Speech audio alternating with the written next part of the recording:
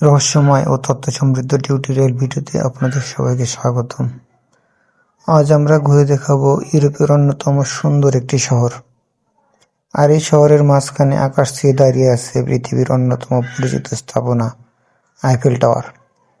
এই টাওয়ারটি শুধু একটি স্থাপনা নয়, বরং এটি ইতিহাস, শিল্পকলা এবং প্রকৌশল দক্ষতার এক অনন্য উদাহরণ। টাওয়ারটি অবস্থিত ফ্রান্সের রাজধানী প্যারিস শহরের সপ্তম এরদিসম এলাকায়। টাওয়ারের সামনে বিস্তৃত সবুজ মাঠ ও পার্ক রয়েছে, যার নাম চাম্প ডে মার্স। এখানে মানুষেরা বসে বিশ্রাম নেয়, হাঁটাহাঁটি করে, টাওয়ারের সুন্দর দৃশ্য উপভোগ করে। টাওয়ারের কাছ দিয়ে বয়ে গেছে ঐতিহাসিক সাইন নদী। এই নদীর উপর নৌকা ভ্রমণ করলে দূর থেকে আইফেল টাওয়ারের অপূর্ব দৃশ্য দেখা যায়। নদীর উপরে রয়েছে টার্কেডো গার্ডেন, যেখান থেকে টাওয়ারকে খুব সুন্দরভাবে দেখা যায়। পর্যটকরা এখানে দাঁড়িয়ে স্মরণীয় করে রাখার জন্য সুন্দর সুন্দর ছবি তুলে থাকেন। আইফেল টাওয়ারটি নির্মাণ করেন 1889 সালে গুস্তাভ আইফেল। এর নির্মাণ কাজ পরিচালনা করেন প্রকৌশলী গুস্তাভ আইফেল। টাওয়ারটি তৈরি করতে প্রায় 18,000টি লৌহ ধাতব অংশ ব্যবহার করা হয়েছিল।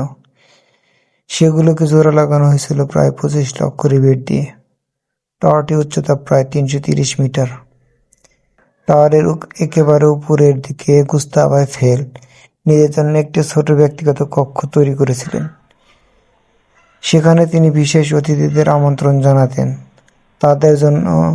তাদের মধ্যে ছিলেন বিখ্যাত আবিষ্কারক থমাস এডিসন। এই টাওয়ারটি শুধু পর্যটনের জন্যই নয়, ইতিহাসের গুরুত্বপূর্ণ সময়েও কাজে এসেছে। প্রথম বিশ্বযুদ্ধের সময় আইফেল টাওয়ারটি রেডিও যোগাযোগের জন্য ব্যবহৃত হয়েছিল, যা সে সময় যোগাযোগ ব্যবস্থাকে অনেক সাহায্য করেছিল। আইফেল টাওয়ার ধাতব পদার্থ দিয়ে তৈরি হওয়ায় গরমে কিছুটা প্রসারিত হয়, ফলে গ্রীষ্মকালে টাওয়ারটির উচ্চতা প্রায় 15 সেন্টিমিটার বৃদ্ধি পায়। আজ আইফেল টাওয়ার শুধু প্যারিস শহরের একটি স্থাপনা নয়, বরং এটি পুরো বিশ্বের কাছে একটি পরিচিত প্রতীক। প্রতি বছর বিশ্বের নানা প্রান্ত থেকে অসংখ্য মানুষ এখানে এসে এই ঐতিহাসিক ও সুন্দর স্থাপনাটি কাছ থেকে দেখার অভিজ্ঞতা অর্জন করে। প্যারিস থেকে আইফেল টাওয়ারের এই বিশেষ পরিচিতি এখানে শেষ করছি। ধন্যবাদ সবাইকে। ভিডিও ভালো লাগলে লাইক ও শেয়ার করে সবাইকে দেখার সুযোগ করে দিন। ভালো থাকবেন সবাই। শুভ বিদায়।